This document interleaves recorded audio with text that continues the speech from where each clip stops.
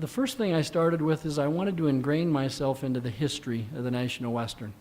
And so I researched and read everything that's been printed about the National Western Stock Show. I found out, well, okay, we were formed in 1906 by about 10 people that thought we ought to have a livestock show in Denver, Colorado, and let's call it the National Western Stock Show. So that year, those founders showed 351 animals at the stock show. And they were predominantly cattle, sheep, and swine. There was only 3 things that were showed. There were 15,000 people that attended that year, and Colorado State University closed their school for 3 days so all their students could come down. They were Colorado A&M at the time, and enjoy this new thing called the National Western Stock Show. So those roots started really getting into me, and I said, okay, so what happened next? Well, 1909, we built our first building called the Stadium Arena.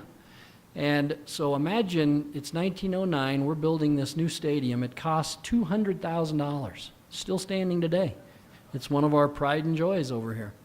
And we built it for 2 things, to show cattle and judge cattle, because that's what we're known for, and to do horse shows.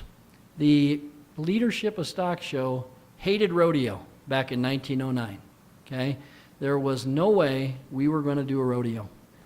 So from 1909 to 1931, those leaders continued doing horse shows, a livestock show, and that was it. They started expanding the breeds, so sheep, hogs, obviously cattle is going to be the main thing, predominantly Herefords back then, and so those were all being marketed and shown at the National Western. And then the new president and CEO came in 1930 and said, man, you guys got to be kidding me. We're not doing a rodeo here? This is crazy. Rodeo is exploding across the country. So they fired the current president, or he resigned, let's say, and new guy came in, and we started the rodeo. So by 1952, our building was overgrown. So the city of Denver stepped up and said, we should build a rodeo arena, and they built the Denver Coliseum in 1952. So now we were on 2 sides of the street. We were on the north side of the street with our buildings.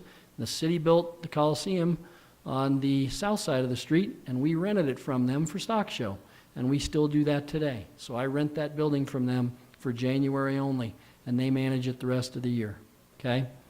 So fast forward to today. So if I'm standing here with a guy named Elias Ammons, for those trivia buffs out there that want to reuse this, Elias Ammons was the first president and CEO of the National Western Stock Show, okay? Elias became the governor of this state in 1916, which is kind of interesting too. So Elias would be looking at us today saying, okay, what happened with this asset we started back in 1906? Well, here's what's happened to that asset, okay? It is known today as the Super Bowl of livestock shows. We show 16,000 of the best animals in the world at our show every January.